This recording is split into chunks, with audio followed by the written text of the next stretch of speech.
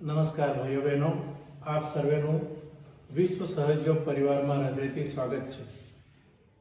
જેમ કે આપ સૌ જાણો છો કે પૂરા વિશ્વમાં કોરોના મહામારીના કારણે લગભગ દરેક માણસ કોઈને કોઈ રીતે પરેશાન છે।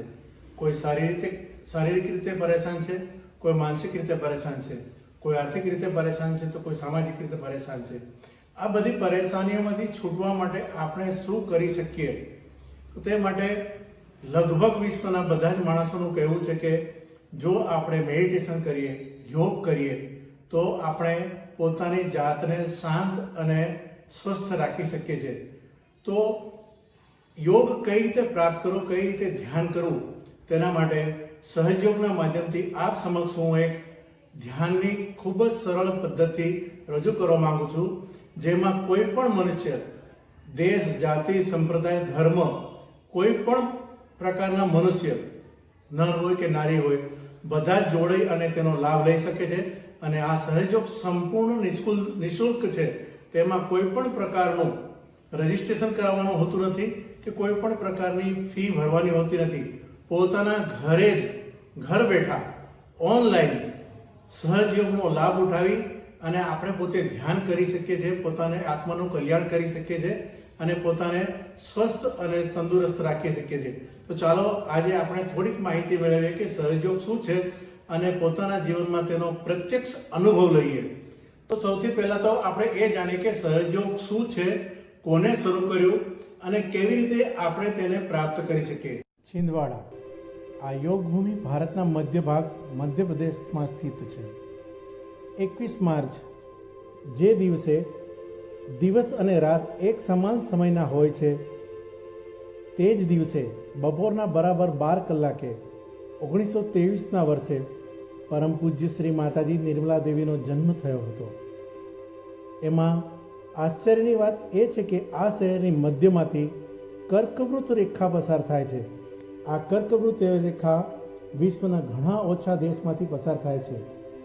પ્રસિદ્ધ તીર્થ મક્કા શહેર પણ આ જ રેખા પર વસેલું છે। શ્રી માતાજીના પિતા શ્રી પ્રસાદરાવ સાલ્વે પ્રસિદ્ધ શાલિવાહન રાજાના વંશજ હતા। તેઓના માતૃશ્રી કોર્નેલિયા જાધવ એક ઉચ્ચ શિક્ષિત વિદુષી મહિલા હતા કે જેઓ છત્રપતિ શ્રી શિવાજીના માતા શ્રી જીજાબાઈના વંશજ હતા। ભારતની સ્વતંત્રતા માટે અંગ્રેજો સાથેની લડાઈમાં ગાંધીજી સાથે અને પોતાના માતા પિતા સાથે રહીને મહત્વપૂર્ણ ભૂમિકા નિભાવી હતી। પોતાના બાળપણમાં શાળાઓની રજાઓ દરમિયાન શ્રી માતાજી ગાંધીજીની સાથે તેમના આશ્રમમાં રહેતા અને આશ્રમના બધા જ કામોમાં સમાન રીતે યોગદાન આપતા।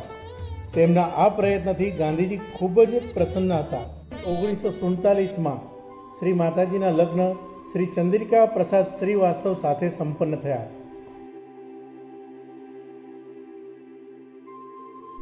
સર સીપી શ્રીવાસ્તવે ભારતીય પ્રશાસનિક સેવાઓમાં આઈએએસ ઓફિસર તરીકે પોતાની નોકરીની શરૂઆત કરી હતી। સન 1961માં સર સીપી શ્રીવાસ્તવને શિપિંગ કોર્પોરેશન ઓફ ઇન્ડિયામાં મેનેજિંગ ડિરેક્ટર તરીકે નિયુક્ત કરવામાં આવ્યા હતા। તત્કાલીન વડાપ્રધાન શ્રી લાલ બહાદુર શાસ્ત્રીએ સર સીપી શ્રીવાસ્તવના વ્યક્તિત્વથી પ્રભાવિત થઈને તેમને તેઓના મુખ્ય સચિવ પદ તરીકે નિયુક્ત કર્યા હતા। વર્લ્ડ મેરીટાઈમ યુનિવર્સિટીના sir CP Srivastava founding chancellor હતા। સર સીપી શ્રીવાસ્તવને ભારત સરકાર તરફથી વર્ષ 1972માં પદ્મભૂષણ તથા વર્ષ 2007માં પદ્મ વિભૂષણ પુરસ્કાર દ્વારા સન્માનિત કરવામાં આવ્યા હતા। તેઓની પ્રશાસનિક અને વ્યવસ્થાકીય સેવાઓ માટે તેમના દ્રઢ સિદ્ધાંતો માટે તત્કાલીન રાષ્ટ્રપતિ દ્વારા શ્રી લાલ બહાદુર શાસ્ત્રી પુરસ્કાર દ્વારા સન્માનિત કરવામાં આવ્યા હતા।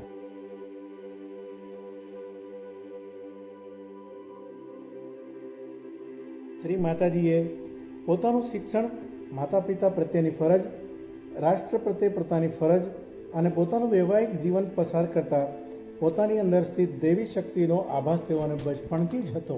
5 મે 1970ના દિવસે સવારે બ્રહ્મ મુહૂર્તમાં એક આશ્ચર્યજનક ઘટના ઘટી। ગુજરાતના નારગોલ નામના શહેરના સમુદ્ર કિનારે ગહન ધ્યાન પછી પોતાની અંદર રહેલી દેવી શક્તિનો અનુભવ કરી પોતાની અંદર રહેલી કુંડલિની શક્તિને જાગૃત થતાં તેમને જોયું. તે જ સમયે તેઓએ અનુભવ કર્યો કે માણસની અંદર રહેલી કુંડલીની શક્તિના જાગરણથી મનુષ્યનું કલ્યાણ થઈ શકે છે. આ કાર્ય કરવા માટે તેઓએ પોતાનું સંપૂર્ણ જીવન સમર્પિત કરવાનો સંકલ્પ કર્યો અને ત્યારથી જ કુંડલીની જાગરણના માધ્યમથી સહયોગ દ્વારા સામૂહિકતામાં આત્મ સાક્ષાત્કારની અનુભૂતિની શરૂઆત 5 મઈ 1970થી થઈ તથા માનવ ઉત્ક્રાંતિના સ્મરણીય યુગનો આરંભ થયો.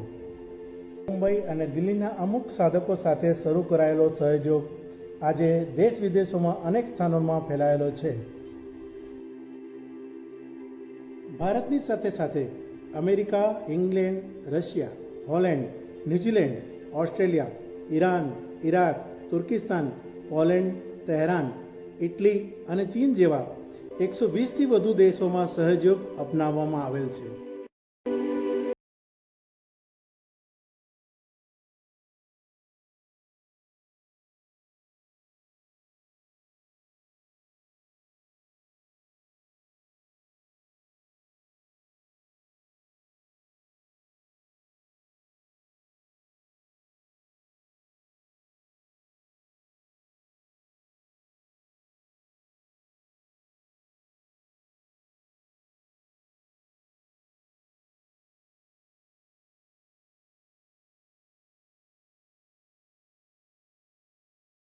આધ્યાત્મિક ઉન્નતિની સાથે પરમ પૂજ્ય શ્રી માતાજીએ સમાજના ઉપેક્ષિત વર્ગના કલ્યાણ માટે પોતાનો ભગીરથ યોગદાન આપ્યું. અનાથ બાળાઓ અને મહિલાઓ માટે વિશ્વ નિર્મલ પ્રેમ આશ્રમ નામના એનજીઓની સ્થાપના કરી. હિમાચલ પ્રદેશના ધર્મશાળા નામના સ્થાન પર શ્રી માતાજી આંતરરાષ્ટ્રીય વિદ્યાલયની સ્થાપના કરી, જ્યાં વિશ્વભરથી આવેલા બધા બાળકોને ભારતીય સંસ્કૃતિનું શિક્ષણ પ્રદાન કરવામાં આવે છે. અહીંયા વસુદેવ કુટુંબકમનું સુંદર દ્રશ્ય જોવા મળે છે. બેલાપુર ત્રિપુડીમાં સહયોગ ચિકિત્સાલય ચલાવવામાં આવે છે, જેમાં સહયોગ પદ્ધતિ અને ચૈતન્ય લહેરી દ્વારા રોગોનો ઉપચાર કરવામાં આવે છે. તેવી જ રીતે ભારતીય સહજ સંગીતના શિક્ષણ માટે શ્રી માતાજીએ વૈતરણામાં પી.કે. સાલ્વે કલા પ્રતિષ્ઠાનની સ્થાપના કરી. શ્રી માતાજીના આ અમૂલ્ય કાર્યો માટે દેશ વિદેશમાં અનેક અમૂલ્ય પુરસ્કાર પ્રાપ્ત થયા.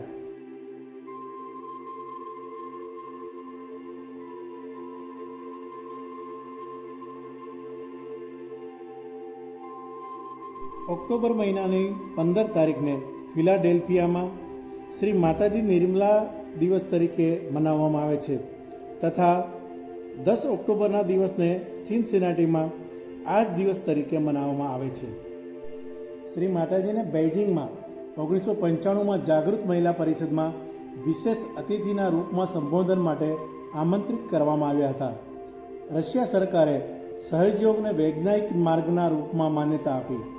2001માં શ્રી માતાજીને માનવ રત્ન પુરસ્કારથી સન્માનિત કરવામાં આવ્યા. 2008માં પૂના મહાનગરપાલિકાને તરફથી શ્રી માતાજીને સન્માન પત્રક પ્રદાન કરવામાં આવ્યું. એવા ઘણા પુરસ્કાર અને સન્માન શ્રી માતાજીને પ્રાપ્ત થયા. આપણા માટે સહયોગને જાણવો અને અત્યારે જ આત્મ સાક્ષાત્કાર પ્રાપ્ત કરવો એ ખૂબ જ મહત્ત્વની ઘટના છે. પરમ પૂજ્ય શ્રી માતાજીની કૃપાથી ઈડા પિંગલા તથા સુષુમ્ના નાડીમાં સંતુલન પ્રસ્થાપિત થાય છે અને કુંડલીની શક્તિ જાગૃત થાય છે. આ શક્તિ તાલુ ભાગમાં સ્થિત બ્રહ્મરંધ્રનું ભેદન કરી પરમાત્માની પરમ ચૈતન્ય શક્તિ સાથે એકરૂપ થાય છે અને તે જ સમયે આ શક્તિની અનુભૂતિ આપણને આપણા તાલુ ભાગમાં અને બંને હાથોની હથેલી પર ઠંડી ઠંડી લહેરીના રૂપમાં થાય છે.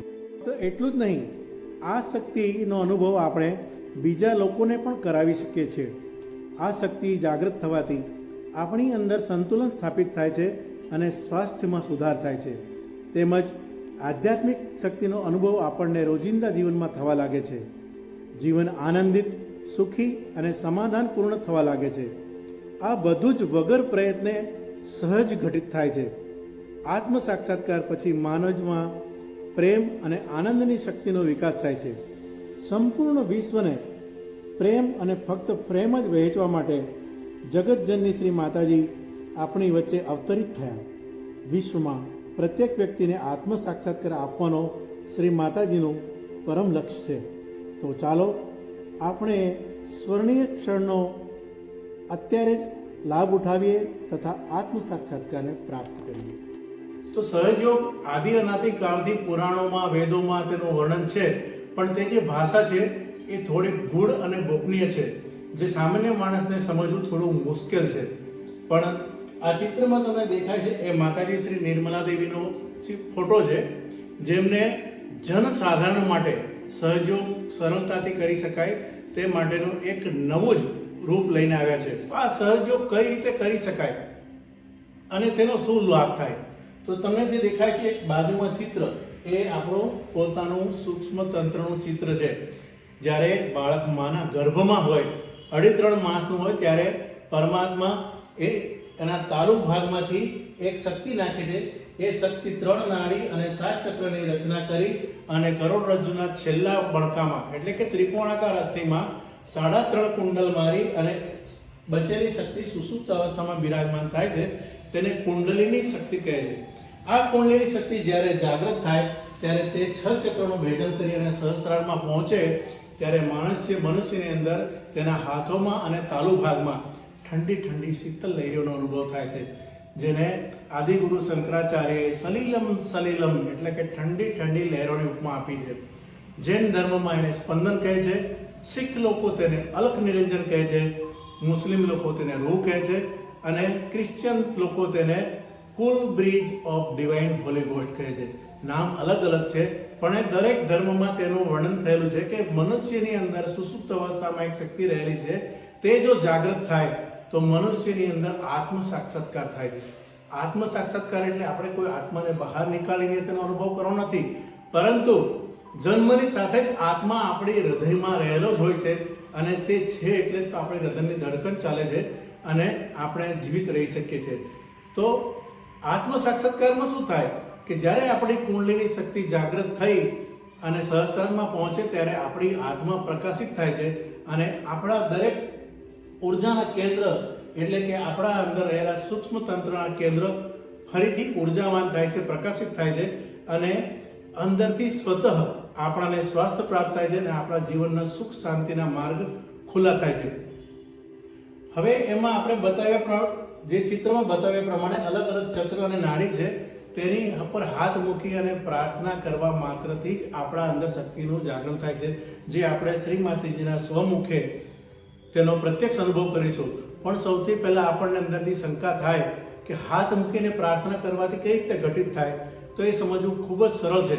જે રીતે આપણે સૌ મોબાઈલ વાપરીએ છીએ અને એ મોબાઈલની સ્ક્રીન પર આપણે કોઈ પણ આંગળી અડાવી ટચ કરીએ તો જે એપ ખોલવું હોય તે જ એપ ખુલે છે.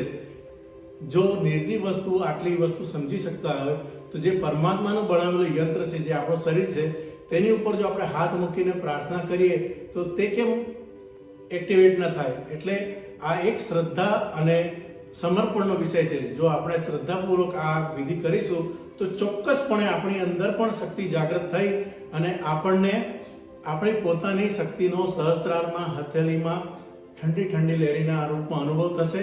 અને સૌથી મોટી વસ્તુ છે કે સહયોગ અને બીજા યોગમાં શું ફરક છે જે બીજા લોકો કરે છે, એમાં એકમાત્ર મોટો ફરક એ છે કે બીજી બધી જગ્યાએ પ્રયત્નથી ધ્યાન કરવું પડે છે, જ્યારે સહયોગમાં સ્વતઃ ધ્યાન થાય છે. એમાં કોઈ પણ પ્રકારનો પ્રયત્ન કરવો પડતો નથી.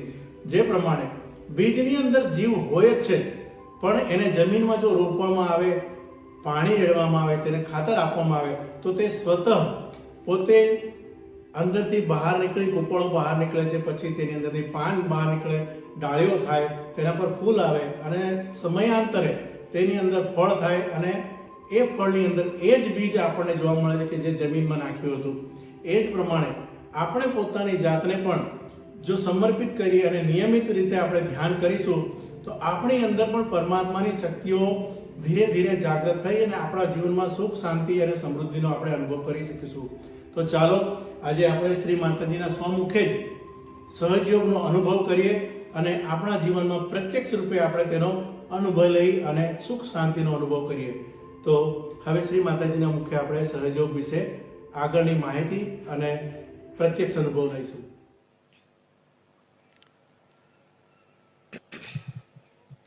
सत्य को खोजने वाले आप सब साधकों को हमारा नमस्कार।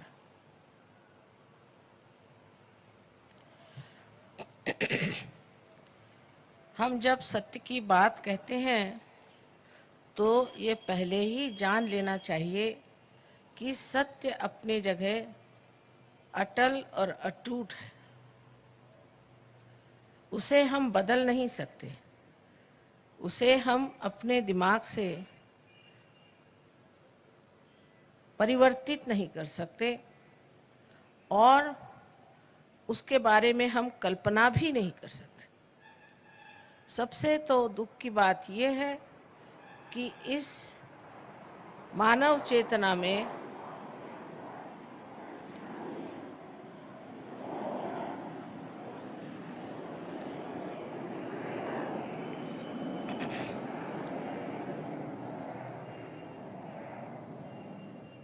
इस मानव चेतना से हम जान भी नहीं सकते कि सत्य क्या है।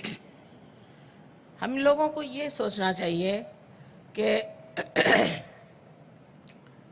परमेश्वर ने ये इतनी सृष्टि सुंदर बनाई, इतने सुंदर पेड़ हैं, फूल हैं, फल हैं, हमारा हृदय स्पंदित होता है। ये सारी जीवित क्रिया कैसे होती है हम कभी विचार भी नहीं करते। ये हमारी आँख है, देखिए कितना सुंदर कैमरा है।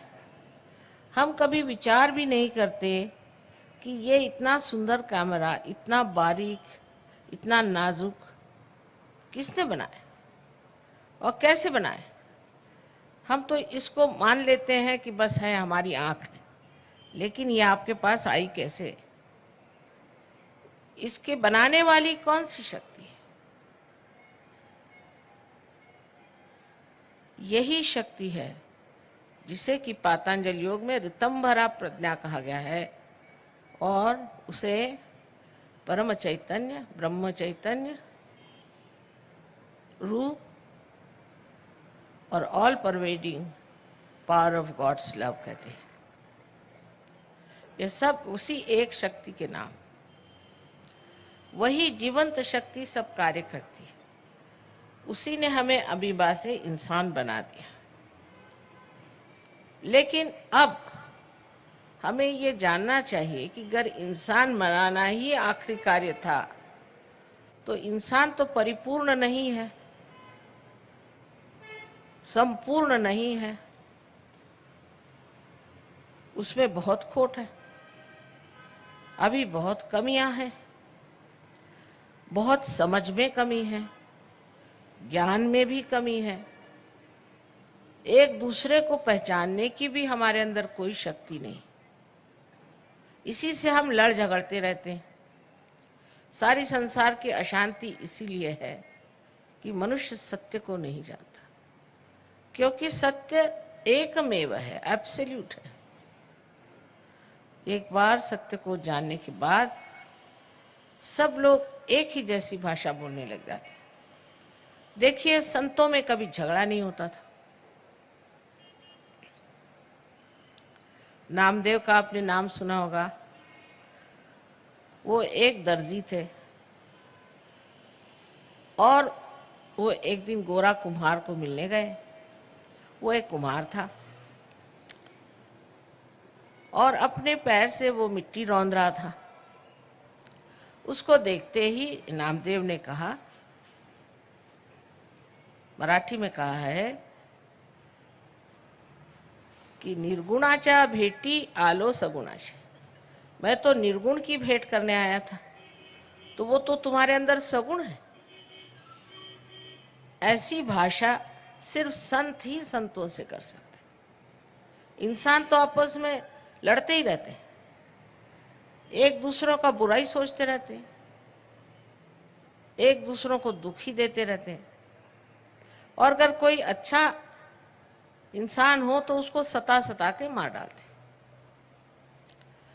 सो ये जो हमारे अंदर एक बड़ी भारी न्यूनता है, खोट है, वो क्यों है? अगर परमात्मा एक है और उन्होंने सबको इंसान बनाया है तो ये बात क्यों है? इसका कारण है परमात्मा ने हमें पूरी स्वतंत्रता दे दी कि तुम्हें जो करना है करो। चाहे तुम बुरे कर्म करो और चाहे अच्छे कर्म करो, उसके फल भोगो और उससे तुम समझ जाओगे कि अच्छा क्या है और बुरा क्या है। कोई आदमी कहेगा कि इसमें क्या बुरा है कि आप किसी का खून करो, फिर आप जेल में जाओ। कोई कहेगा शराब के पीने में क्या बुराई है, फिर आप बीमार हो जाओ। कोई सा भी गलत काम करने से उसका परिणाम यहीं पे भोगना पड़ जाता है, और अगर यहाँ नहीं भोगना पड़ा तो रात्रि में निद्रा भी नहीं आती। मनुष्य मचलता ही रहेगा जब वो गलत काम करेगा। किसी को दुष्ट वचन कहने से ही मनुष्य का जी अंदर से खराब जाता है कि मैंने क्यों कहा। इसका मतलब है कि परमात्मा ने उसके अंदर सत विवेक बुद्धि दे दी है कि वो समझ ले कि बुरा काम है, तो भी वो बुरा काम करता है। बहुत से लोग ऐसे हैं, कहते हैं माँ हम छोड़ना चाहते हैं ड्रग्स, लेकिन हमसे छूटता नहीं, क्योंकि वो समर्थ नहीं है, उनमें वो शक्ति नहीं है कि जो बुरी चीज़ है उसे हम छोड़ दें। ये जो हमारे अंदर एक दोष है कि हमारे अंदर शक्ति ही नहीं है कि जो हम चाहते हैं, जिसे हम आदर्श समझते हैं, वो हम कर नहीं पाते। उसका कारण ये है कि अभी हमें थोड़ा सा और परिवर्तित होकर के आत्मा स्वरूप होना चाहिए, क्योंकि आत्मा जो है वही शुद्ध है। आत्मा जो है वही सर्वव्यापी है, और आत्मा जो है वही सारा ज्ञान का सागर है।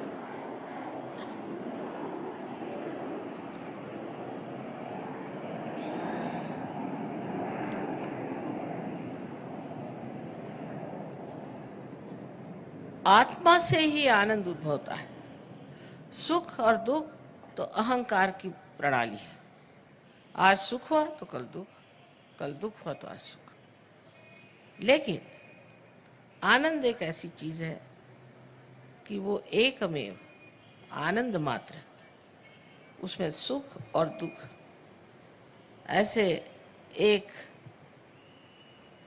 रुपया में जैसे दो बाजू होती वैसी नहीं होती। एकमेव चीज जो है वो है आनंद, और उस आनंद के सागर में तभी आप डूब सकते हैं जब आप आत्मा स्वरूप हो जाए। बड़े बड़े हमारे यहाँ साइंटिस्ट हो गए, उन्होंने बड़े बड़े खोज की, बहुत बहुत खोज हुई, उस खोज में बहुत सी चीज़ें पता लगाई। अंत में बनाया क्या, तो एटम बॉम्ब, जिससे सभी खत्म हो जाए। एक कर बटन दबा दीजिए सारी दुनिया ही उड़ जाए। ये कोई अकल की बात है? ये कोई समझ की बात है? ये कोई विजडम की बात है? लेकिन बनाए, अंत में जाके पहुंचती चीज वही है जहां सर्वनाश हो। कुछ भी चीज बनाते हैं अंत में वो सर्वनाश की ओर जाता है।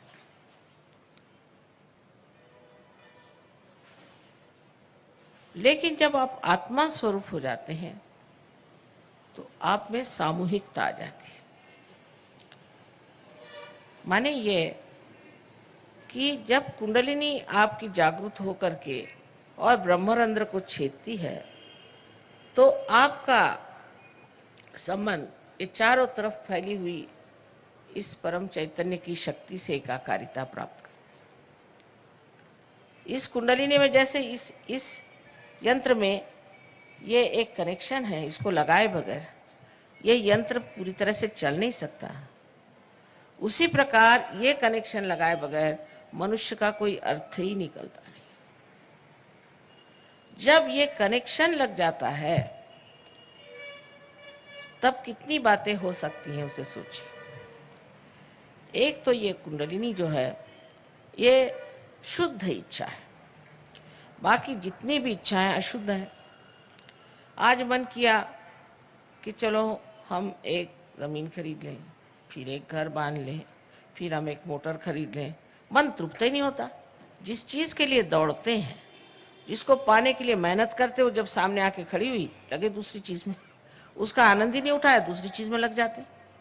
क्योंकि ये सारी इच्छाएं शुद्ध नहीं, अशुद्ध है। शुद्ध इच्छा हमारे अंदर, चाहे मानो चाहे नहीं मानो, एक ही है इसके बारे में आप जानिए चाहे नहीं जानिए, उसके लिए आप सतर्क हो या न हो, एक ही इच्छा आपके अंदर है कि हमारी एकाकारिता इस शक्ति के साथ हो जाए। और ये शक्ति परमात्मा के प्रेम की शक्ति, सो ये सोचती भी है,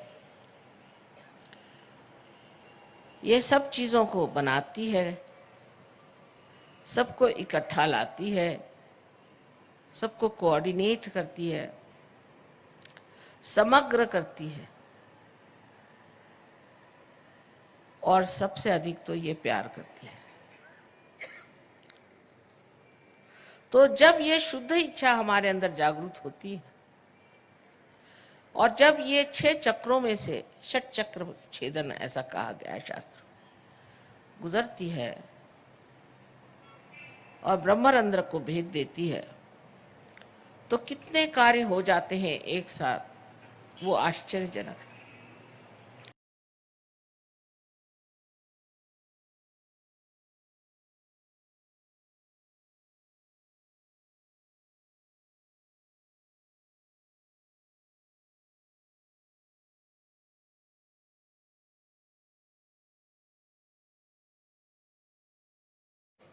अब आपके पास चश्मा वश्मा हो तो निकाल लीजिए, क्योंकि अब आंखें बंद करनी है। और पेट पे अगर कुछ चीज़ तंग हो या गर्दन में तो उसे भी ज़रा कम कर लें। और सब लोग इसे करें पूरी तरह से।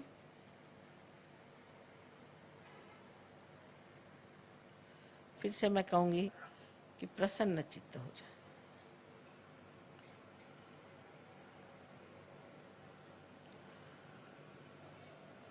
अब आप आंखें बंद कर लें, कोई भी आंख न खोलें, आंख बंद कर लें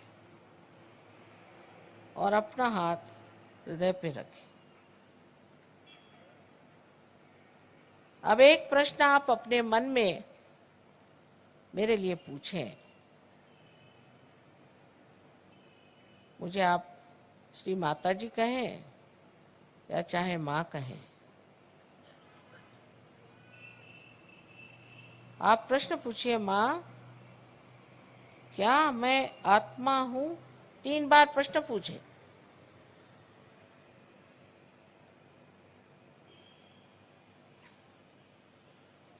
ये बड़ा मूलभूत प्रश्न है।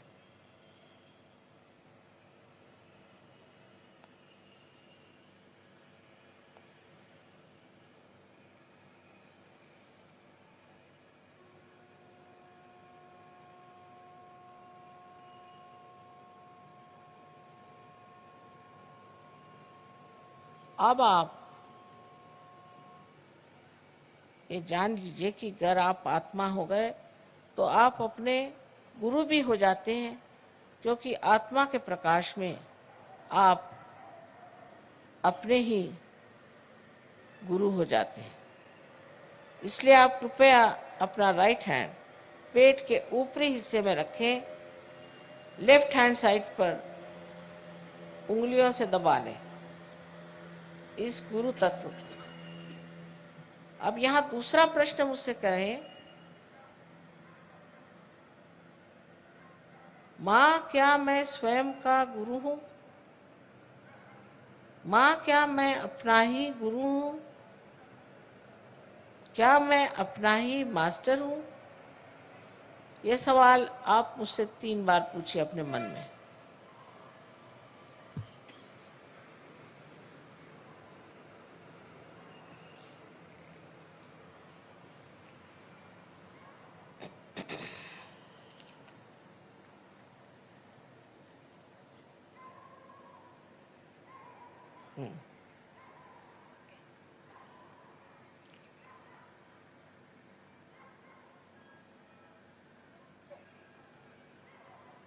अब आप अपना राइट हैंड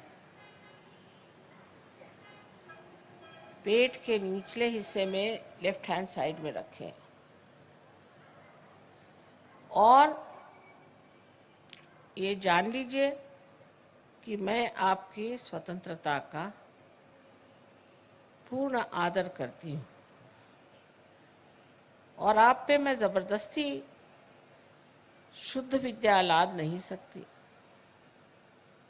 जो सिद्ध विद्या इस चक्र से आपको पूरा ज्ञान कराएगी परमात्मा की शक्ति का। इसलिए आपको यहाँ कहना होगा 6 मर्तबा, क्योंकि इस चक्र में 6 पंखुड़ियाँ हैं। अपने हृदय में आपको मांगना होगा, श्री माता जी मुझे आप शुद्ध विद्या दीजिए।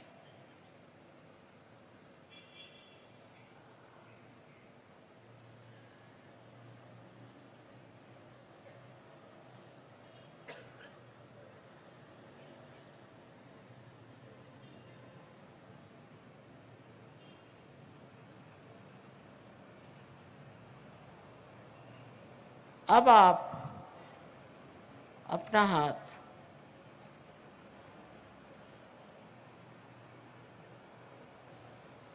जरा जोर से दबाइए।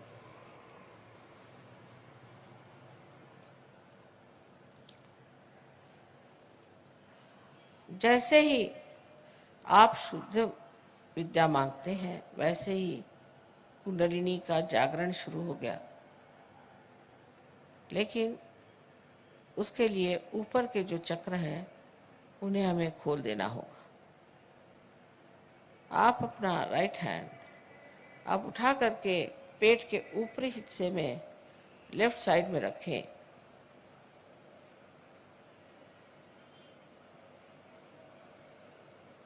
और पूर्ण आत्मविश्वास के साथ, आत्मविश्वास से ही चक्र खुलेंगे।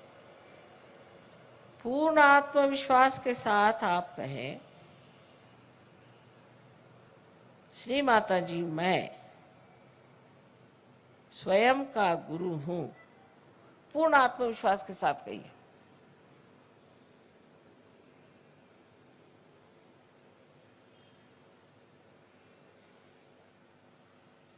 दस मर्तबा, 10 बार कहिए, 10 times।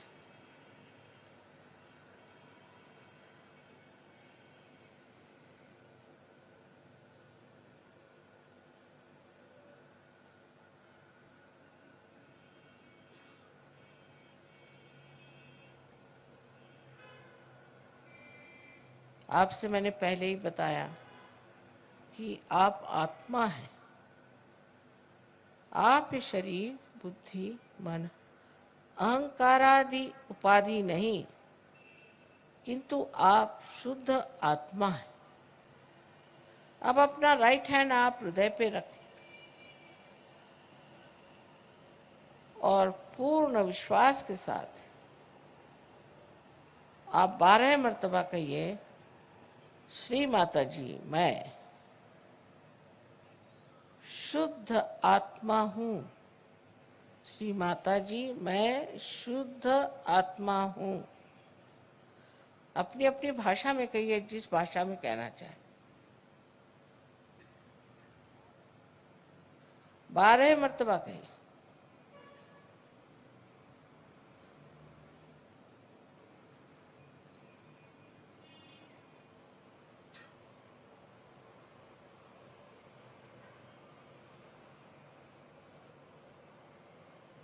अब एक बात फिर से कहूंगी कि आप दोषी नहीं हैं, आप पापी नहीं हैं।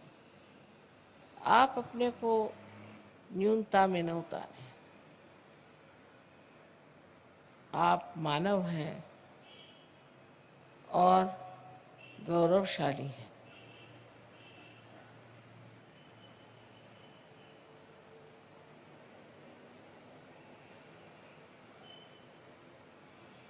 चारों तरफ फैला हुआ परमात्मा का ये प्यार, ये समुद्र है क्षमा का। आप कोई ऐसी गलती नहीं कर सकते कि जो इस समुद्र में पूरी तरह नष्ट ना हो जाए।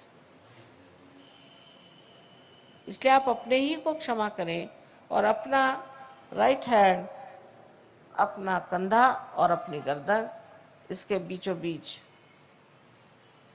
रखें और अपनी गर्दन राइट साइड को पूरी तरह से मोड़ दें।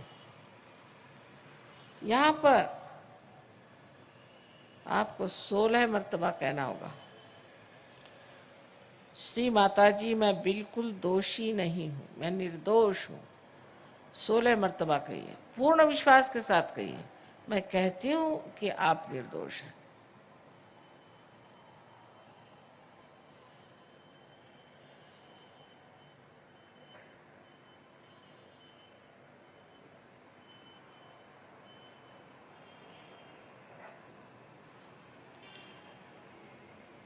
फिर से यही कहना है कि आप किसी को क्षमा करें या न करें, आप कुछ नहीं करते, पर अगर आप क्षमा नहीं करते हैं तो आप गलत हाथों में खेलते हैं।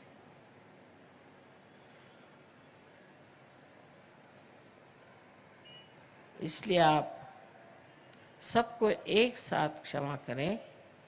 अपना हाथ, राइट हैंड अपने माथे पर, अपने कपाल पर आड़ा रखें, दबाएं दोनों साइड में, नीचे गर्दन झुका लें और यहाँ पर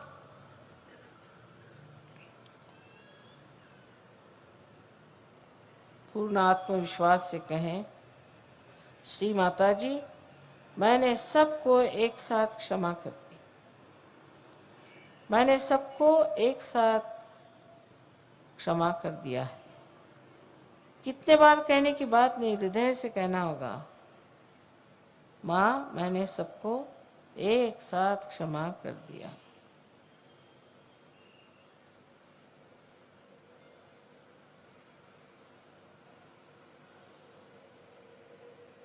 अब राइट हैंड को पीछे ले और अपने सर पीछे की ओर झुका ले। इस जगह अपने समाधान के लिए, अपनी गलतियां न गिनते हुए, अपने को दोषी न ठहराते हुए, अपने ही समाधान के लिए आपको कहना होगा हृदय के साथ, हे परम चैतन्य, हमारे हाथ से अगर कोई गलती हुई हो, जाने अनजाने, तो कृपया माफ कर दीजिए। ये भी हृदय से कहें, कितने बार कहने की बात नहीं।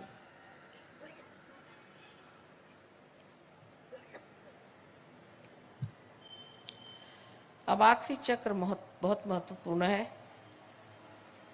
लेफ्ट हैंड हमारे और रखें, दोनों पैर अलग रखें, जो नीचे बैठे हैं वो आराम से बैठे रहें। लेकिन अब अपने हाथ को पसार लें, हथेली को पूरी तरह से खींच लें और उसके बीचों बीच जो जगह है उसको आप बराबर अपने तालू पर, जो कि आपके बचपन में एक बहुत स्निग्ध सी हड्डी थी, उस पर रखें और अपनी गर्दन झुका लें पूरी तरह से। अपनी उंगलियों को पूरी तरह से खींचें बाहर की ओर, जिससे पूरा दबाव आपके स्कैल्प पर, आपके सर की चमड़ी पर पड़े। अब ये जान लीजिए कि मैं आपकी स्वतंत्रता को मानती हूँ और मैं आप पर आत्म साक्षात्कार लाद नहीं सकती, आपको मांगना होगा। अब कृपया इस हाथ को आप 7 मर्तबा धीरे क्लॉकवाइज, माने घड़ी के कांटे की तरह धीरे धीरे घुमाएं और कहें 7 मर्तबा, श्री माता जी मुझे आप कृपया आत्म साक्षात्कार दीजिए, मुझे आत्मबोध दीजिए, श्री माता जी मुझे आप आत्मबोध दीजिए। 7 मर्तबा कहें।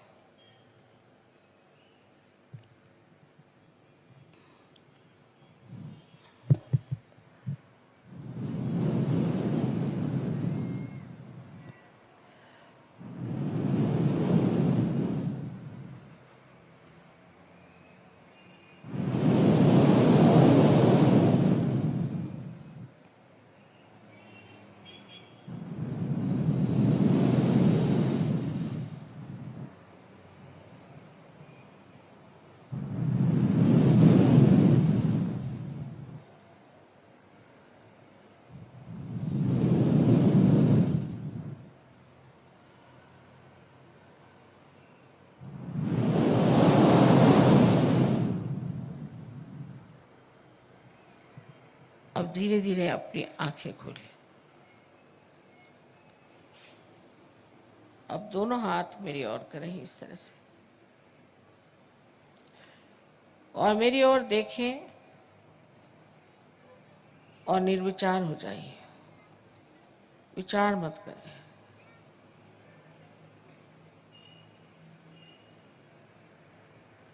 अब राइट हैंड थोड़ा आगे करके अपना सर झुका के देखें कि आपके तालू में से ठंडी या गरम गरम कुछ हवा आ रही है क्या। सर के ऊपर हाथ रखें, उसको छुए नहीं, दूर से देखें। किसी किसी को बहुत दूर तक आती है हवा,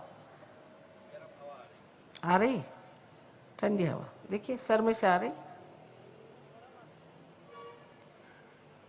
राइट हैंड मेरे ओर करें, राइट हैंड मेरे ओर करें, लेफ्ट हैंड से देखिए। पहले राइट हैंड करें मेरे ओर, हाँ अब लेफ्ट हैंड से देखिए। राइट हैंड, हाँ मेरे ओर करें, लेफ्ट हैंड से देखिए, आ रही। अच्छा अब लेफ्ट हैंड मेरे ओर, अब गर्दन झुका के देखिए राइट हैंड से आ रही क्या, देखिए सब आ रही। एक सवाल पूछे कि श्री माता जी क्या यही परम चैतन्य है, यही क्या परमात्मा की प्रेम शक्ति है। 3 बार कोई सा भी एक प्रश्न करें, ऊपर गर्दन करके आकाश की ओर देखिए।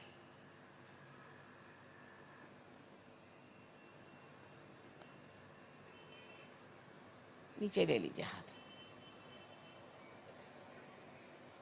ऐसे रखें हाथ। जिन लोगों के तालू से या हाथ में, उंगलियों में ठंडी या गर्म हवा आ रही हो, वो सब लोग हाथ ऊपर करें।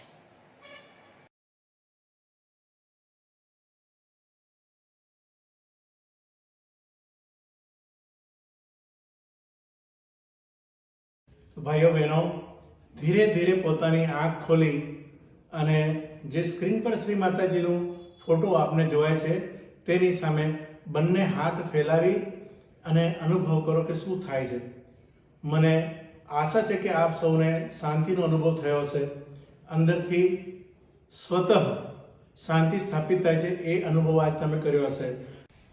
ઘણા લોકોના મનમાં એ પ્રશ્ન હશે કે આજે મેં સહયોગ લીધો, મારી અંદર શક્તિ જાગૃત થઈ એટલે એક દિવસમાં જ બધી સમસ્યાઓનું સમાધાન થઈ જશે। થઈ પણ શકે, પણ તેના માટે શ્રદ્ધા અને સમર્પણની જરૂર પડે છે। પણ તે છતાંય આપણે મનુષ્ય છે, અનેક પ્રકારની આપણે ભૂલો કરતા હોઈએ, તેને કઈ રીતે સુધારી શકાય અને જીવનમાં સુખ શાંતિ મેળવી શકાય તેને સમજવા માટે આપણે જાણીએ કે એક વડ પીપળો ગમે તેના બીજ હોય, પક્ષી તેને ખાય અને બીટ કરે તો યોગ્ય જગ્યા પર જ્યારે તેનું અંકુરણ થાય તો ક્રમશઃ તેના મૂળિયા નીચેની તરફ જાય છે અને ઉપરની તરફ અંકુરણ થઈ અને તેની અંદરથી પાન નીકળે, પછી ડાળીઓ નીકળે, પછી ક્રમશઃ વધતા વધતા વધતા તેમાંથી ફૂલ થાય અને ફળ થાય અને તેની અંદર જ પાછું પોતાના જે વૃક્ષના બીજ હોય એ બીજ તમને જોવા મળે। તો એ બીજ જ્યારે શરૂઆતના સમયમાં થોડા દિવસનું હોય ત્યારે બિલકુલ નાજુક અને મુલાયમ હોય, જ્યારે હાથ લગાવે તો પણ તે તૂટી જાય તેટલું કોમળું અને નાજુક હોય। પણ જ્યારે એ પોતાની જાતને જમાવી રાખે તો ક્રમશઃ એના મૂળિયા અંદર જઈ અને ઉપરની તરફ તેનો વિકાસ થાય છે। એ જ મૂળિયા પાષાણને પણ ચીરી શકે છે। જે તમે જોયું હશે કે અનેક પ્રકારની કોન્ક્રીટની દિવાલોમાં પણ વૃક્ષો ઉગી નીકળે છે, તો એ કોન્ક્રીટને પણ ચીરી નાખે છે। તો આપણી અંદર પણ જે શક્તિ રહેલી છે એ પહેલા દિવસે અત્યંત મુલાયમ અને કોમળ છે।